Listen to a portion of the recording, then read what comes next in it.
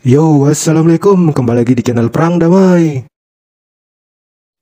Ini adalah gambaran Mariupol diambil beberapa waktu silam. Tampak porak-poranda luluh lantah akibat gempuran tentara Rusia.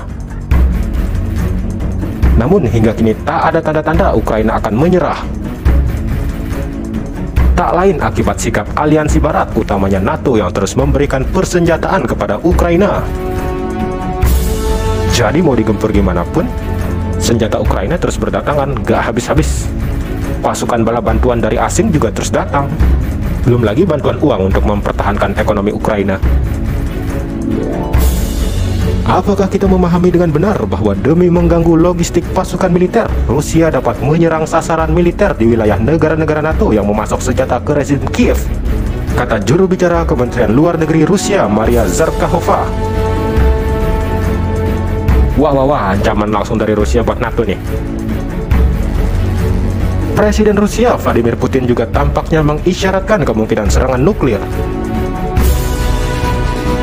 Dalam sebuah sesi dengan parlemen, Putin menyebut langkah NATO merupakan bentuk intervensi yang mengancam kedaulatan Rusia. Mereka pasti tahu bahwa respons kita terhadap serangan balasan akan secepat kilat. Cepat, tegasnya. Moskow sendiri terus mengecam manuver negara-negara barat ini. Menteri Luar Negeri Rusia Sergei Lavrov mengatakan bantuan berpotensi memperpanjang dan memperluas konflik hingga skala terbesar. Ngeri juga lihat kerusakan di Mariupol. Ekspansi terus-menerus NATO ke timur memang lama diprotes oleh Rusia. Pihak barat dituding Rusia berupaya menciptakan dunia yang unipolar.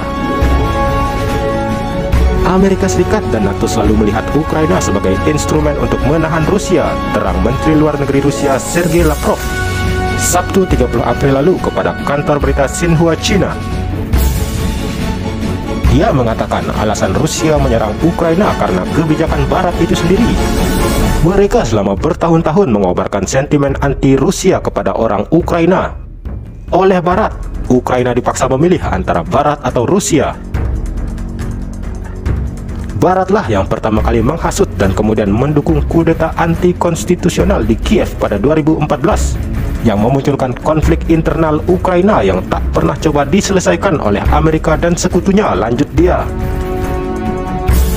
Jadi sebelum 2014 rezim di Ukraina pro-Rusia banget ya, tapi ada kudeta ya sekarang kayak gini. Dikutip dari okezone.com, dia menuduh Washington dan sekutu-sekutunya mendorong jalan agresif anti-Rusia Kiev dan mendukung kaum nasionalis menuju solusi militer dari krisis di Donbas.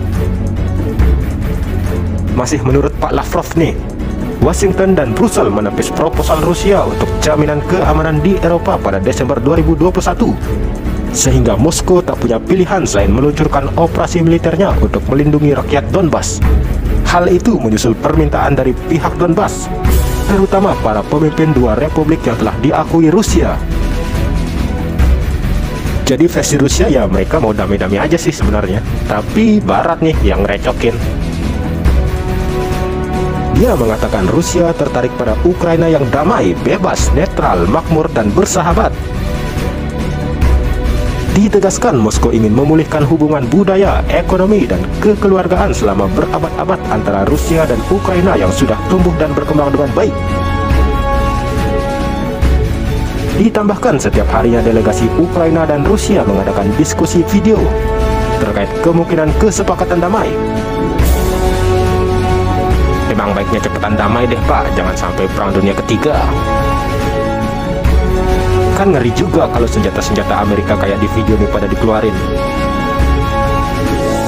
Sekian untuk episode bermanfaat kali ini. Mari doakan dan dorong terus tercipta perdamaian secepat mungkin di Ukraina. Wassalam.